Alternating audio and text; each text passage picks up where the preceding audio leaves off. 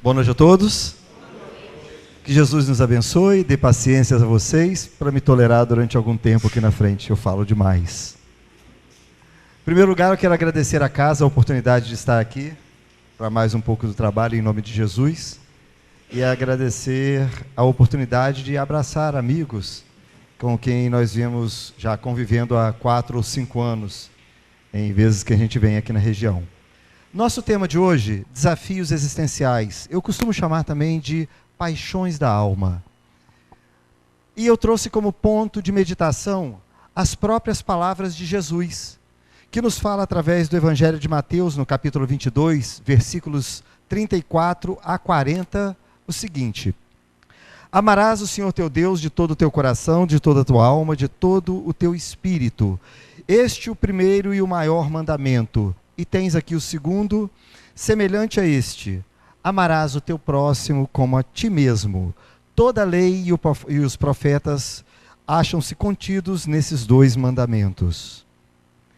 Pois bem, a lei de amor foi promulgada lá desde a época de Moisés, posteriormente exemplificada e vivenciada em sua plenitude através de Jesus há 2000 anos atrás. Mas durante os séculos, a igreja que representava o cristianismo tinha dificuldade em estabelecer uma forma de responsabilizar os fiéis pelas suas próprias faltas. Então, aproximadamente no século 17, foi pedido a Tomás de Aquino que pudesse enumerar quais eram as principais faltas cometidas pelos cristãos. Então, ele enumeraria aqueles que ficam conhecidos como os 7 pecados capitais. E eles são o seguinte: primeiro deles, soberba, também conhecido como vaidade, como orgulho, que é a inversão natural de uma das virtudes que o Evangelho nos pede, que é a humildade. O segundo, a inveja, que traz como seu opositor a caridade, que é a exemplificação do amor de Jesus. O terceiro pecado seria a ira, que é exatamente o oposto da paciência, que também é uma virtude.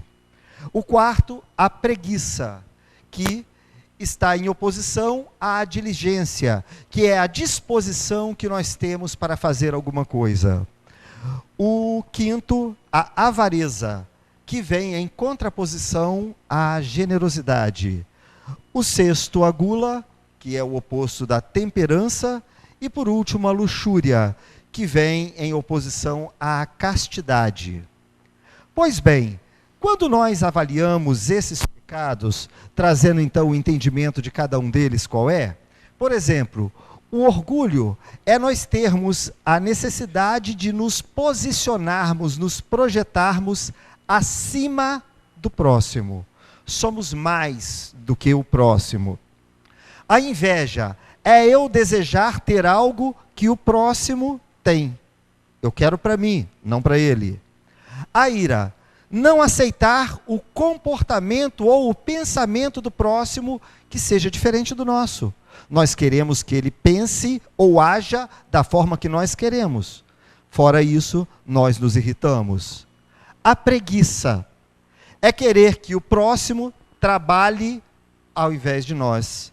Ele executar tarefas que eu não estou disposto a fazer, então nós deixamos para depois, para ver se alguém pega para fazer. A avareza é eu querer que tudo venha para mim, que eu tenha propriedade, eu tenha posses, e não o próximo.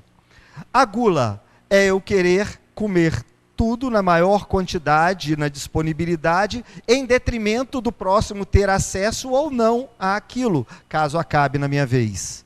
E a luxúria, que na verdade pode ser interpretada de 2 formas, que é esbanjar de uma forma desordenada as riquezas ou as posses, mesmo em detrimento do próximo, passar por necessidades. Ou, vamos dizer, usufruir de forma desregrada dos prazeres do sexo, independente da outra parte, ou seja, do próximo, ser prejudicado ou ser magoado ou não em relação a isso. Quando nós paramos para olhar esses 7 defeitos principais enumerados por Tomás de Aquino, nós vamos ver que tudo é pensar em nós e não no próximo. Nós podemos juntar tudo isso, colocar no liquidificador e bater que só vai sair uma palavra: egoísmo. Nós pensarmos somente em nós e não no próximo. Houve apenas o desmembramento em várias facetas da manifestação do egoísmo. E isso encontra-se contido em nosso pensamento. É uma tendência natural. Mas, pois bem, se nós voltarmos ao ano de 620 anos de Cristo, antes de Cristo, um grande emissário que passou aqui pela Terra, chamado Siddhartha Gautama, que posteriormente seria conhecido como Buda, ele nos deixa um pensamento muito interessante. Ele diz que os nossos pensamentos são o que geram os nossos desejos. Agora, são os nossos desejos que nos levam a executar ações. As ações repetidas são o que formam os nossos hábitos. O nosso hábito é o que vai definir qual é o nosso caráter. E o nosso caráter é o que determina o nosso destino como seres espirituais, como seres humanos. Então, independente de qual o caminho que nós passemos, tudo começa pelo pensamento. Tudo começa com aquilo que nós maquinamos dentro de nossas mentes.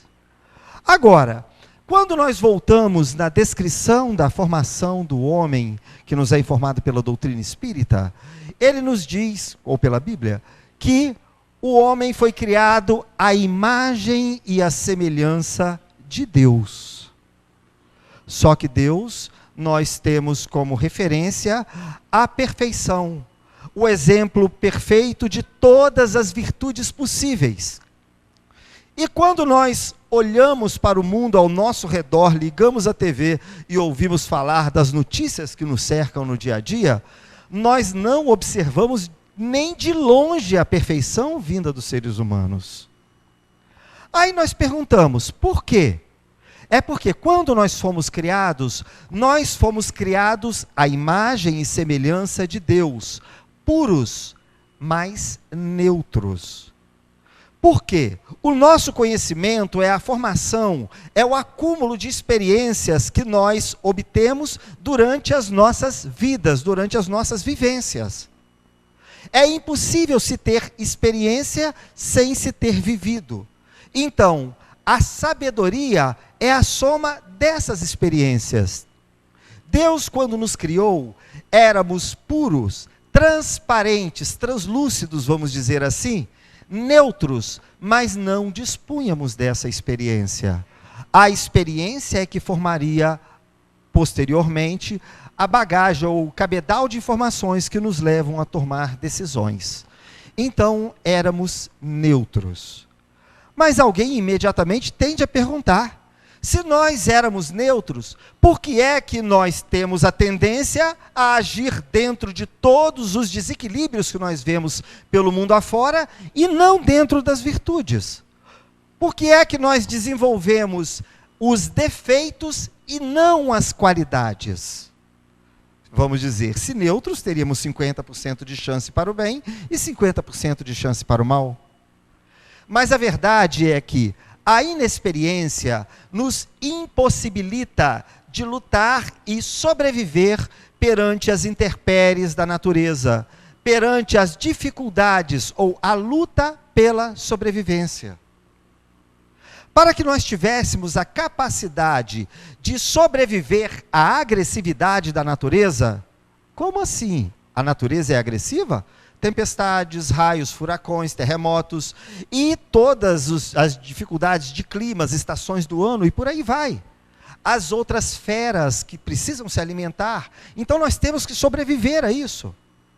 Nos é dado então uma programação inicial para que tivéssemos a capacidade de resistir e de lutar, para nos autopreservar. Essa programação inicial é o instinto, que é fornecido a todos os tipos de vida animais. Pois bem, imagina um cabrito montês. Ele sobe e desce através das encostas escarpadas. Se nós colocamos um cachorro, ele tem medo. Mas o cachorro nunca caiu dali. Mas o instinto o mostra que existe o risco. Nós também assim recebemos. O instinto veio para nos orientar, uma espécie de piloto automático que nos leva a reagir dentro das possibilidades mais seguras para a autopreservação da nossa vida. Só que existe uma coisa. O instinto diz, por exemplo, a um leão que ele deve preservar determinada área para a caça. E ali nenhum outro leão que não faça parte do seu grupo pode caçar. Se aparecer, ele vai brigar. Isso é demarcação de território. Aquela área a ele pertence. E é a necessidade, de acordo com uma quantidade possível de caça, dele ter, vamos dizer assim, alimento suficiente para que o seu grupo possa sobreviver. Portanto, naquela área, tudo é para os meus. Isso não parece egoísmo? Não para os outros? O nosso instinto também era assim. A necessidade de sobrepujarmos as outras feras, de sobrepormos com forças ou com estratégia, elefantes, leões, ou seja, o que for. Ou seja, de nos projetarmos acima, termos segurança de que somos mais capazes do que os outros. Fez do homem uma das maiores máquinas de violência do mundo. Mas ser mais não parece orgulho? Portanto, as reações naturais, instintivas, nos levam a esse comportamento de autopreservação e não de preservação do próximo. Quando nós atingimos a fase hominal e que recebemos talvez uma das maiores dádivas que temos e o que nos diferencia dos outros animais, que é a razão, nós passamos a ser portadores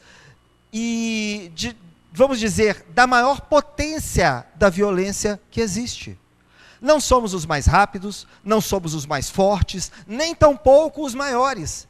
Mas nenhum outro tipo de fera é capaz de sobrepujar o ser humano. Porque nós temos como desenvolver estratégias, nós temos como desenvolver ferramentas, nós temos como desenvolver armas. E isso potencializa o nosso poder. Então o ser humano, dotado da razão, potencializando o seu instinto, torna-se a fera mais temerosa da face da terra. Ele extingue inúmeras, milhares de outros tipos de raças de animais, de outras espécies de animais, simplesmente porque ele tem esse poder. E ele não demoraria muito a descobrir que ele também, ao invés de construir uma cidade, ele pode tomar uma cidade pronta. Ao invés de conquistar uma mulher, ele pode roubar a mulher do outro. E lá vem a lei do mais forte, e é ser humano contra ser humano. Lá vamos nós para estabelecer o desequilíbrio do mundo, naquela barbárie que existiu lá atrás, e que ainda carregamos resquícios até os dias de hoje, mas que fizeram as guerras que definem os países e continentes, as fronteiras que nós temos até hoje, fazendo parte de nossas vidas. Então daí que vem esse comportamento. É um comportamento natural, primário, da autopreservação. Agora, atualmente nós carregamos e temos dentro de nós um instinto e a bagagem de experiência dos conhecimentos adquiridos nas inúmeras existências que tivemos a possibilidade de participar nos últimos séculos ou nos últimos milênios. Então, hoje, nós já não somos mais somente inexperientes. Nós temos experiências e temos a razão para nos apoiar. Pois bem, no Livro dos Espíritos, na pergunta de número 74, Kardec propõe a seguinte questão à espiritualidade. Pode estabelecer-se uma linha de separação entre o instinto e a inteligência? Isto é, precisar onde acaba um e começa a outra? E a espiritualidade responde o seguinte: não, porque muitas vezes se confundem. Mas muito bem se pode distinguir os atos que decorrem do instinto dos que são da inteligência. Quer ver um exemplo fácil? A gente chega na beira de um precipício e treme na base quando vê 300 metros lá para baixo, porque sabemos que estamos na iminência da morte. Mas uma pessoa que pratica voo livre pega um parapente e salta dali. O instinto pede para se afastar, mas ele avança porque ele tem a razão dizendo que ele é portador de uma asa que o permite voar. A razão o faz se atirar, mas o instinto pede que ele não faça isso. Eu, por exemplo, que morro de medo de cachorro, vou andando pela rua, de repente latido e eu vejo um baita de um cachorrão. Eu tremo na base. Aí o meu instinto diz, vaza e foge porque ele vai te pegar. A minha razão diz, ele é mais rápido do que você. O que é que eu faço? Faz de conta que você não tem medo. Aí saiu andando duro, faz de conta que eu não tenho medo para passar pelo cachorro. Como se ele não sentisse o cheiro que a gente exala e demonstra o medo. Mas às vezes nós vamos e a maioria das vezes dá certo. Isso é a razão sobrepujando o instinto. Na pergunta de 75, Kardec continua: é acertado dizer-se que as faculdades instintivas diminuem à medida que crescem as intelectuais? E os espíritos respondem: não, o instinto existe sempre, mas o homem o despreza. O instinto também pode conduzir ao bem. Ele quase sempre nos guia, e algumas vezes com mais segurança do que a razão, porque ele nunca se transvia. Quantas vezes a gente ouve falar que alguém pulou de parapente e se espatifou lá embaixo, às vezes num acidente, numa corrente de ar, numa térmica e por aí vai. Mas no instinto falaria, não pula. E isso com certeza é sempre muito mais seguro. E lá vamos nós, tentando equilibrar, porque se ficássemos só no instinto, estaríamos ainda, vamos dizer assim, limitados ao nosso lado animal, à nossa animalidade. E a coragem de desvendar ou de vencer essas dificuldades é que faz com que o homem alcance os patamares que alcança nos dias de hoje. Pois bem, então nessa briga de quem sentimos e quem queremos ser, Carl Gustav Jung, suíço, nos diz que o homem é um enigma de si mesmo. Por quê? Porque até então nós não parávamos para pensar em quem somos. E quando nós paramos para descobrir quem somos, nós descobrimos que nós não sabemos. Quanto mais nós pensamos em nós mesmos, mais confusos nós ficamos. É difícil de entender essa equação, de achar uma saída, mas é a base para encontrar um caminho da nossa vida. Poderíamos dizer, segundo ele mesmo, que uma vida sem objetivo, ou seja, uma vida sem significado, sem uma meta maior, acaba por ser uma existência morta. Quantas pessoas, tendo ou não poder financeiro, tendo ou não formação profissional, se deparam com uma bifurcação na vida que é: o que eu quero da vida? Para onde eu devo ir? Uma vez eu tive um grande amigo meu que, estando numa situação extremamente equilibrada financeiramente, virou para mim e falou que a vida dele não fazia sentido. E é uma realidade. Quando nós não estabelecemos aonde é que nós queremos chegar, não faz sentido para que lado nós vamos andar. A direção dos nossos passos está diretamente ligado ao destino que nós estabelecemos. Agora, se não estabelecemos destino, basta o vento nos levar para qualquer lado, que para todo lado vai estar certo. Porque nós não estabelecemos para que direção nós queremos ir. E nós sempre buscamos, desde os primórdios do nosso próprio entendimento, alcançar o que nós chamamos de felicidade, uma realização plena, algo que possa nos dar o prazer de existir por si só, de sentirmos-nos suficientes a cada momento. Só que nós nos perdemos nesse caminho, porque temos dificuldade em estabelecer qual é a direção para se alcançar essa felicidade.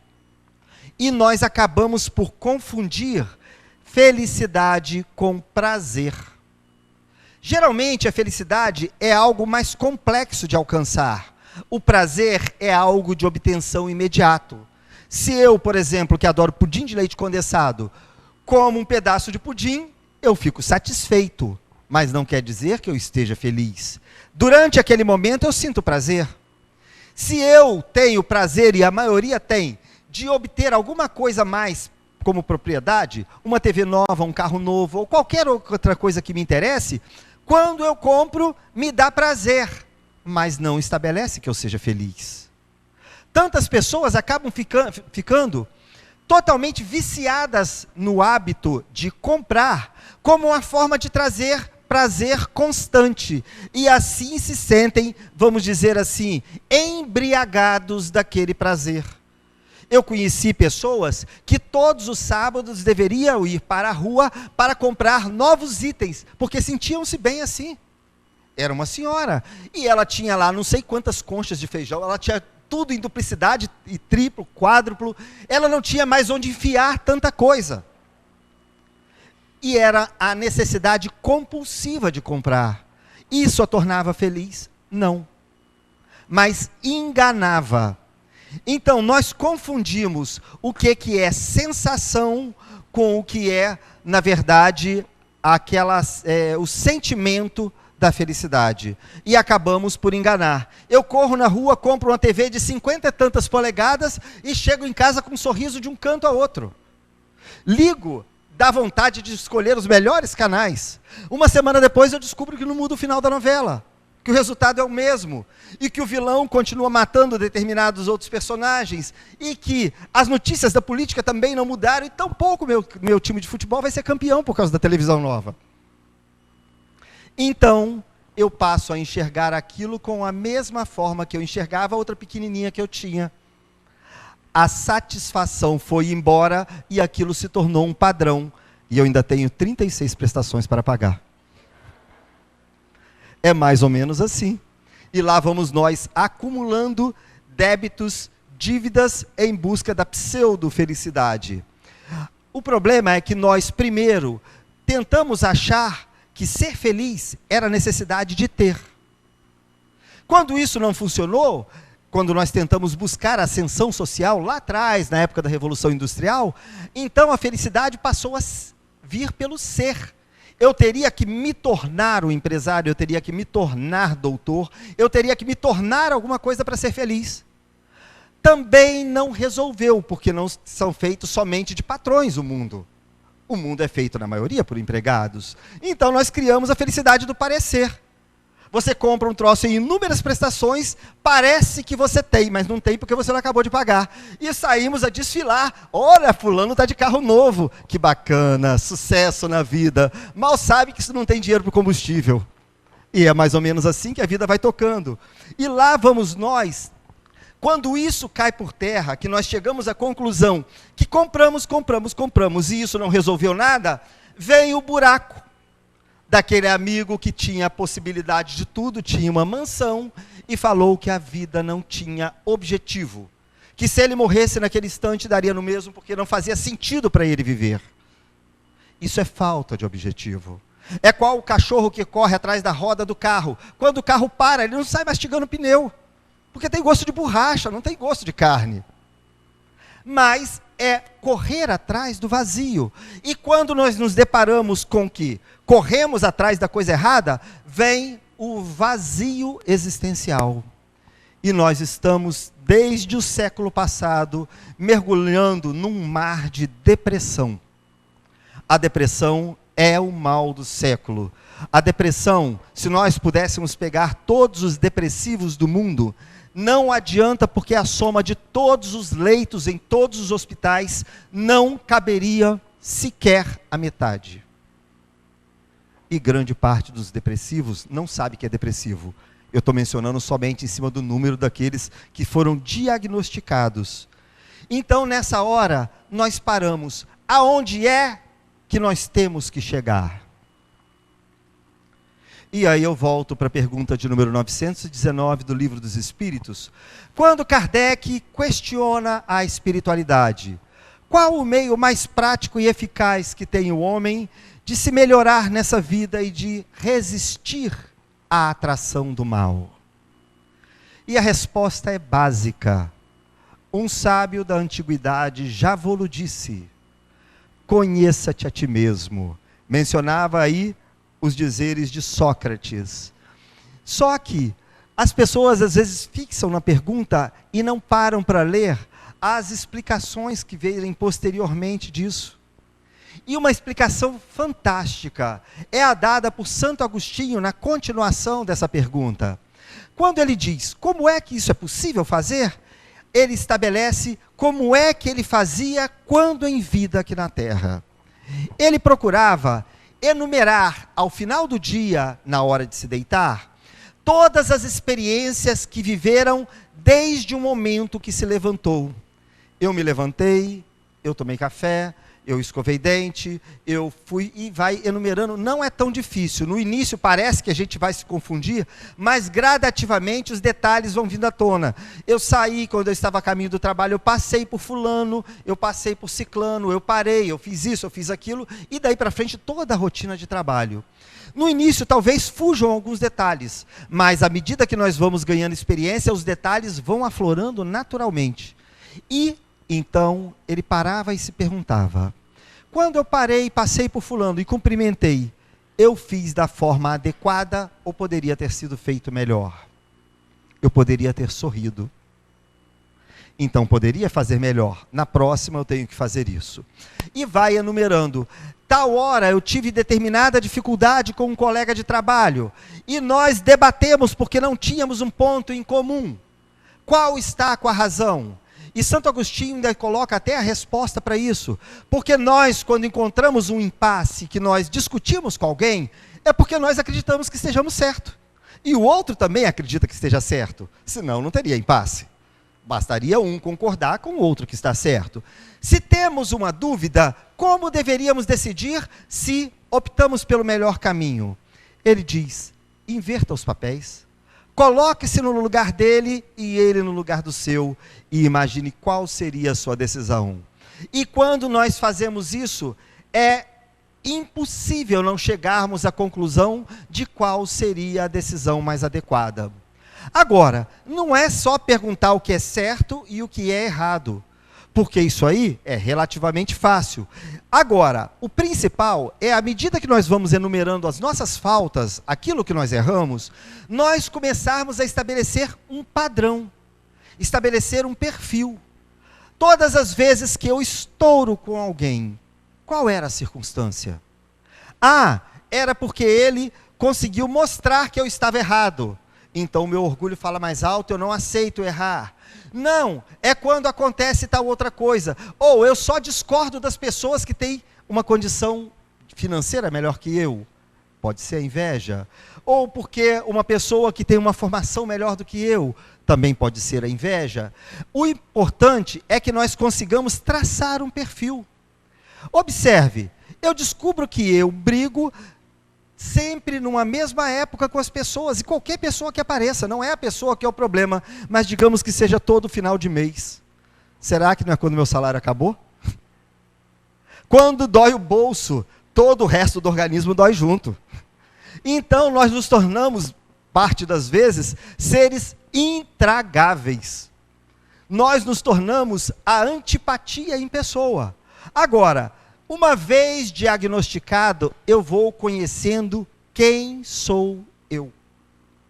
Se eu descubro que a tendência de eu cair é quando eu utilizo de bebida alcoólica, eu posso traçar o perfil que ela não está me fazendo bem. Então, o que eu faço para que aquilo não ocorra? Talvez seja como uma pessoa muito próxima de mim que decidiu parar de tocar violão. Alguém fala assim: o que tem isso a ver? Bom, a verdade é que, como ele tocava violão e adorava cantar, o lugar que ele fazia isso, ele parava nos barzinhos com os amigos. Quando ele parava nos barzinhos, vinha a cervejinha. Não estou contra a cervejinha de ninguém, pelo amor de Deus, não estou julgando ninguém aqui. Mas no caso dele, que acontecia diariamente, começou a tornar-se prejudicial para a vida dele. Ele começou a se tornar uma pessoa pior, porque ele agia de forma desequilibrada depois daquilo. Ele diagnosticou e parou de tocar violão. Como assim? Então ele vai abrir mão de um dom, de uma qualidade que ele tem, temporariamente. Hoje ele toca violão, que é uma beleza, só não para mais nos barzinhos. Ele aprendeu a se controlar e toma a sua cervejinha na hora que é apropriado. Mas parou com o vício de tomar diariamente. Isso foi o quê? Uma vez definido aonde estava a causa dos seus principais erros, ele traçou um roteiro que permitia com que ele se desviasse para não passar na beira do abismo daquela queda. Então, ele conseguiu controlar, domar um vício. E assim pode acontecer através de outros vícios. O vício que às vezes nós carregamos para o lado da sexualidade, o vício que nós temos para o lado da maledicência e inúmeros outros, da inveja e por aí vai. Às vezes um vício de subtrair ou pegar emprestado indevidamente alguma coisa que é de outra pessoa. E lá vamos nós. Em que circunstâncias isso acontece? Melhor eu desviar e não passar perto. Pois bem, essa é a receita que nos deu Santo Agostinho. Aí alguém vai perguntar, mas será que isso funciona? Bom, para essa pessoa que tocava violão deu certo. E eu posso dizer que funciona porque ele, a princípio, não era nenhum exemplo de boa conduta, mas depois foi canonizado e virou santo. Significa que a receita deu certo. Ele se tornou um exemplo de conduta. Basta que cada um de nós tenha coragem de fazer essa modificação. Lembre-se que lá atrás eu falei do Buda a respeito do pensamento. Tudo começa pelo pensamento. Identificar os nossos desejos e ver quando isso se aproxima daquelas quedas que foram diagnosticadas na avaliação diária da nossa conduta. Dessa forma, nós estamos fazendo o quê? Nos autoconhecendo. Saber quem eu sou na realidade. Quais são as faltas mais prováveis para que eu cometa, cometo e que não deveria cometer, vamos dizer assim. Quais são as minhas maiores probabilidades de queda? Mais importante do que ser perfeito é conhecer os seus defeitos. Se você consegue conhecer, você tem a possibilidade de controlar. O pior cego é aquele que não quer ver.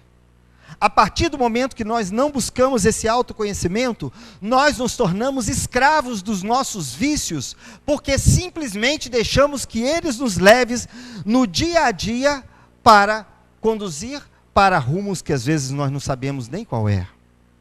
É comum às vezes as pessoas se aproximarem de uma falta, às vezes dá um escorregãozinho ali, é uma coisinha pequena. Como ninguém percebe, escorrega mais um pouquinho, vai um pouco mais além.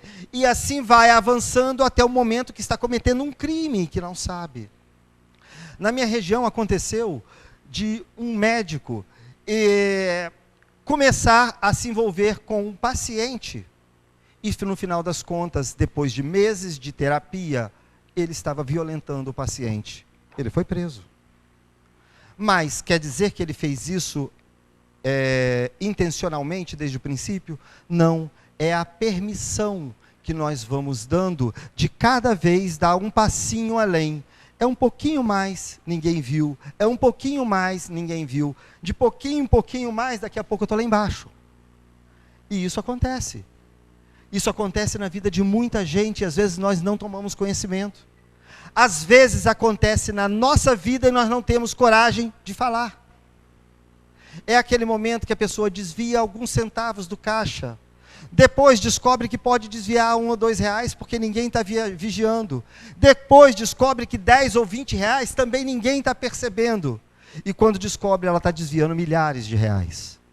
Aí o crime já se tornou muito mais grave. Ter o conhecimento das faltas é o ponto básico para que nós possamos encontrar a forma de evitar, a forma de contorná-las. Mas isso não é fácil. Na época da Segunda Guerra Mundial, um homem se destacou pela tarefa que ele abraçou. Seu nome, Oskar Schindler. A maioria já deve ter ouvido falar dele, mas na verdade, qual foi a sua atitude? Para quem não conhece, o que foi? Ele, desde o princípio, antes do início da guerra, ele filiou-se ao Partido Comunista. E quando viu que tinha uma guerra pela frente, o interesse foi: eu posso obter vantagens se estiver colado com aqueles que mandam. E assim conseguiu. Lá por volta do ano mais ou menos de 1940 e poucos, logo que a guerra estourou, um pouco antes, ele montou na Cracóvia uma fábrica que produzia itens esmaltados, pratos metálicos, talheres e coisas similares. Por quê? Porque os soldados não podem levar pratos de louça ou de vidro para a guerra. Só aqueles eram resistentes. E ele consegue ser o fornecedor exclusivo do Terceiro Reich. Então ele começa a produzir. E não bastasse isso, como ele era assim com os homens, ele consegue que os prisioneiros do campo de concentração da Cracóvia trabalhassem gratuitamente como escravos, em troca apenas da alimentação, nas suas fábricas. Então a fábrica se torna altamente lucrativa. Ele recebia, era muito dinheiro. Quando decide-se por desativar o campo da Cracóvia, os prisioneiros, os que não são mortos, são levados para o campo de concentração de Plaszow. Então, lá eles trabalhavam na fábrica de Schindler e depois retornavam para o campo de concentração. Eram transportados diariamente para um lado e para outro. E a fábrica continuou a produzir e continuou a dar lucro. Em seguida ele começa a produzir itens, cápsulas de munição e itens que faziam parte também das demandas do exército. Sua única produção era suprir o exército nazista. E ele acumula muito dinheiro. Eram literalmente baús de moedas de ouro. Ele alcança uma riqueza que ele não conseguia imaginar que teria até então. Mas, quando essa fábrica está em plena produção, ele naturalmente começa a se envolver com aquelas pessoas. O seu contador era judeu e cada um dos trabalhadores era judeu. Ele abre uma exceção de uma forma oculta e permite que eles continuem a, vamos dizer assim, exercer a sua fé participando do trabalho com ele. E vai levando de uma forma relativamente digna, uma vez que digna não podemos dizer que era porque eram escravos, daquela forma. Só que mais adiante, com o avanço do exército aliado, eles decidem por extinguir o campo de concentração de Plaszow. E resolvem transferir esses prisioneiros. Nesse momento, Schindler sabe qual era o destino dos judeus. E ele, preocupado com as pessoas que houveram se envolvido, ele então procura: como é que eu posso deixar aquele contador, aquelas pessoas com quem ele emocionalmente estava vinculado, irem daquela forma para o campo de concentração? Então ele decide subornar o Terceiro Reich. Ele começa, porque ele tinha acesso aos líderes, a subornar os grandes. Porque ele queria salvar vidas. Mas como que eu posso salvar o meu contador, se ele também tem esposa, se ele também tem filhos? Então, ele não vai ser feliz sozinho. Então, anota o nome dos filhos, anota o nome dos parentes, anota o nome dos pais, e de cada um de seus funcionários. E daí vai nascendo a chamada lista de Schindler. E vão abraçando todos os funcionários, vão abraçando todos os envolvidos com os funcionários, até tornar-se uma lista que atingiu mais de 1.200 nomes. Qual o preço disso? Todos os baús de ouro que ele houvera acumulado. Então ele compra com a sua fortuna a vida de mais de 1.200 pessoas. Essas pessoas são preservadas na sua fábrica, que a essa altura do campeonato não dava mais lucro, porque o exército do Terceiro Reich encontrava-se em decadência, não tinha mais demanda.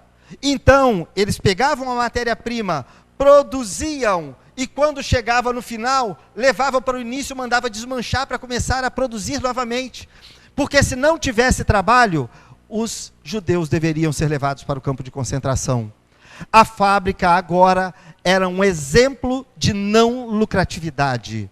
Ela produzia o que não precisava produzir, trabalhava em vão, apenas para manter aqueles operários lá dentro. E quando questionados, mas por que você quer uma criança aqui dentro? Eu preciso de dedos finos para lixar as cápsulas das balas pelo lado de dentro. Não precisava nada, era a forma de manter a criança ali.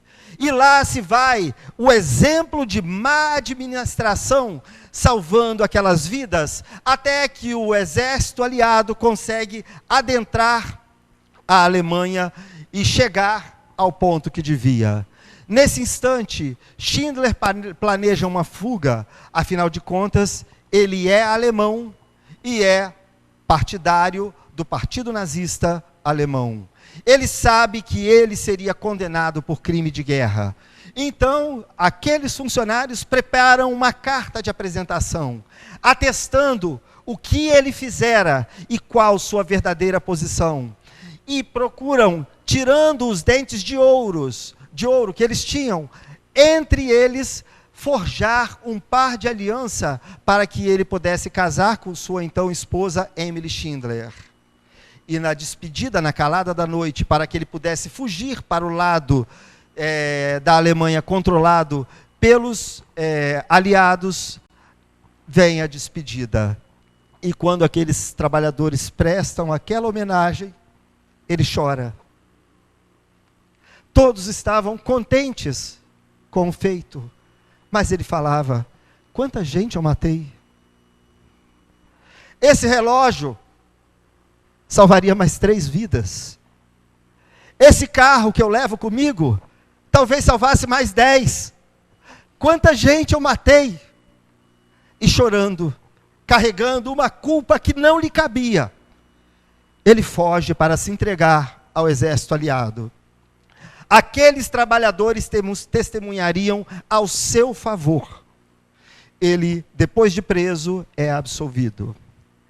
Para não dizer que a vida não continua, pois bem, Schindler continuou a viver. Nunca mais teve um empreendimento de sucesso. Tudo que ele tentou fazer, faliu. Seu próprio casamento faliu. E ele vai morrer pobre no ano de 1974. Completamente pobre. Ele que era cristão, não praticante, é levado em homenagem a ser enterrado no cemitério cristão de Jerusalém. Uma árvore é plantada com seu nome na Avenida dos Justos, e ele recebe as homenagens de um verdadeiro herói que foi. O que foi ele? Foi a pessoa que conseguiu sobrepujar o próprio orgulho, sobrepujar o próprio egoísmo e deixar para trás todo o apego pela motivação que o levou até ali para trocar pela necessidade do próximo. Ele deixou de pensar em si para pensar no outro. E isso fez dele o exemplo que nós temos até os dias de hoje.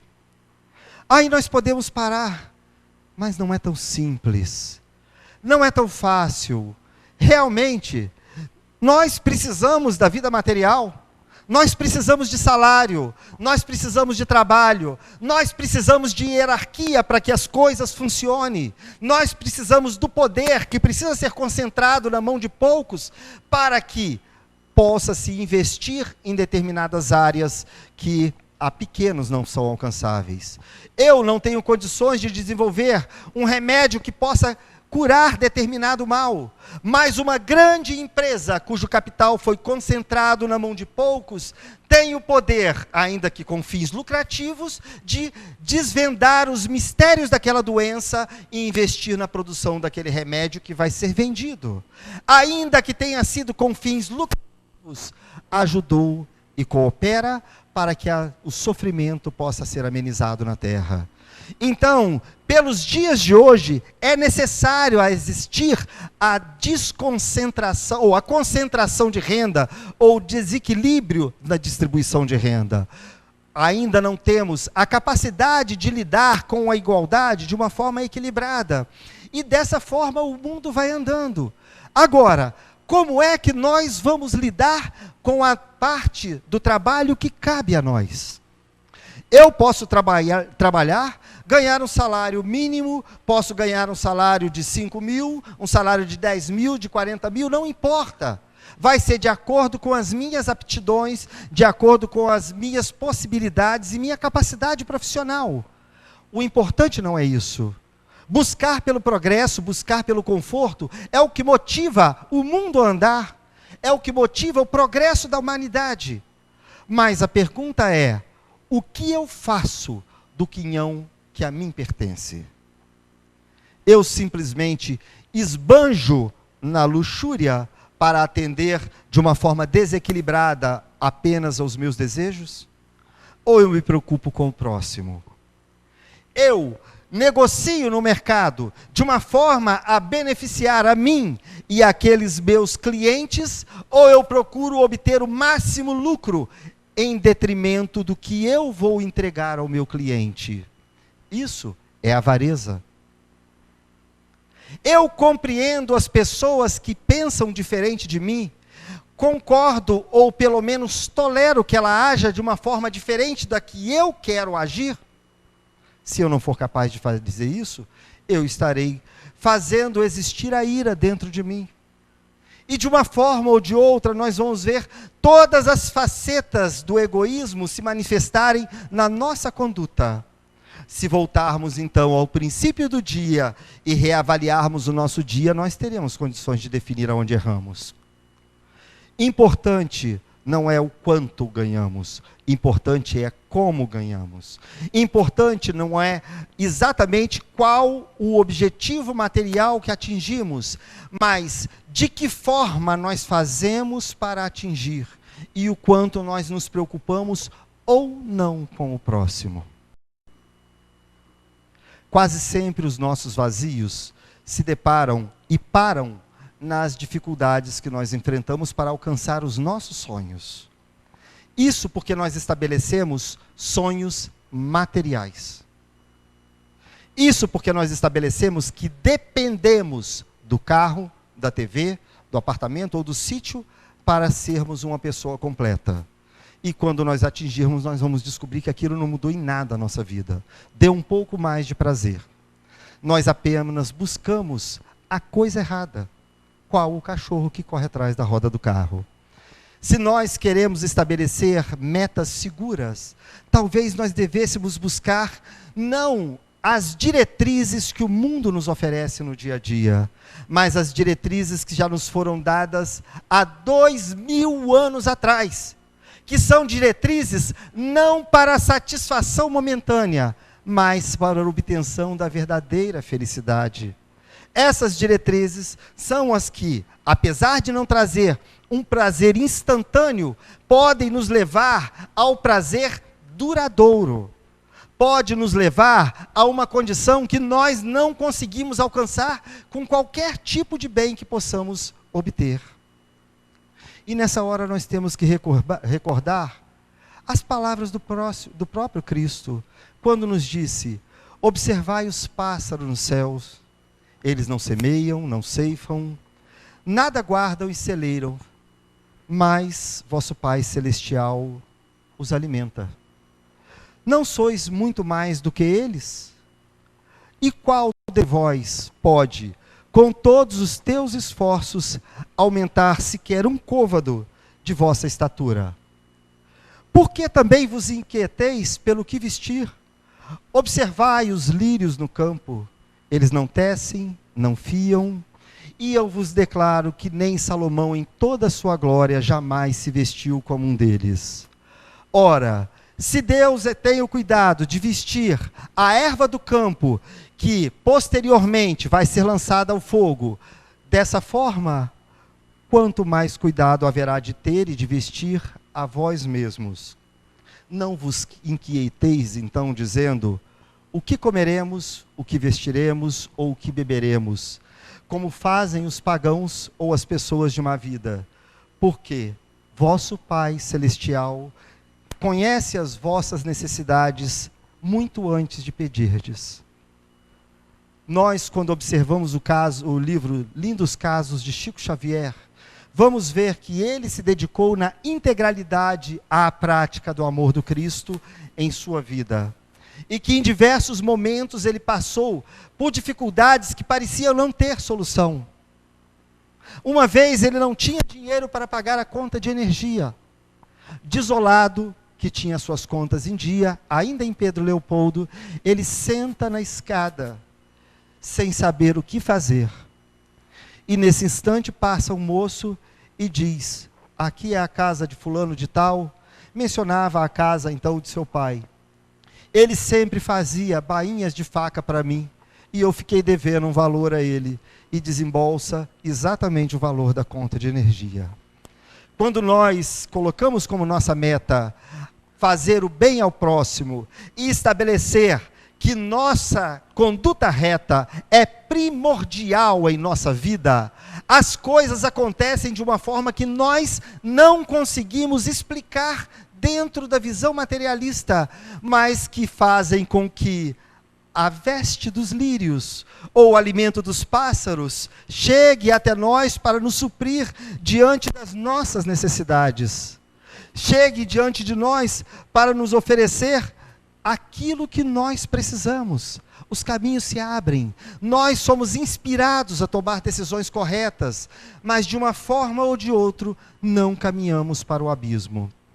Na pergunta de número 893, Kardec colocaria para a espiritualidade: qual a mais meritória de todas as virtudes?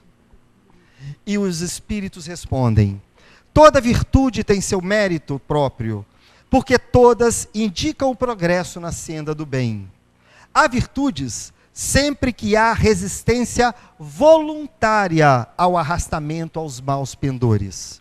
A sublimidade da virtude, porém, está no sacrifício do interesse pessoal pelo bem do próximo, sem pensamento oculto.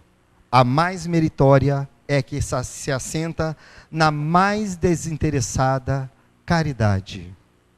Não a caridade de quem me pede e eu enfio a mão no bolso para tatear e descobrir qual a menor moeda possível para dar, mas aquela que vem de coração, aquela que nós fazemos por boa vontade, não aquela que nos é cobrada para dar uma satisfação à sociedade, mas aquela que vem voluntariamente, que vem de dentro para fora, que parte do nosso coração, por acharmos que aquela outra pessoa necessita de algo que eu possa suprir.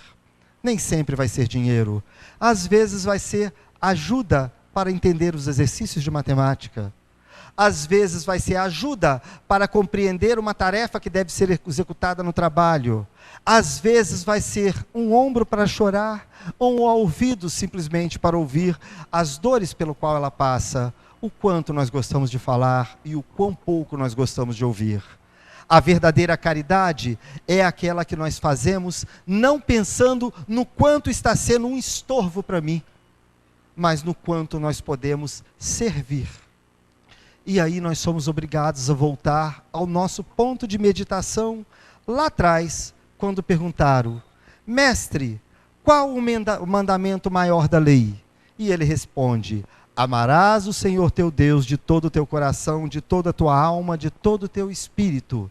Este é o maior e primeiro mandamento. E aqui tendes o segundo, que é similar a este: amarás ao teu próximo como a ti mesmo. Aí se encontra contido toda a lei e os profetas. Que Jesus nos abençoe e que nós abracemos essa causa. Muito obrigado.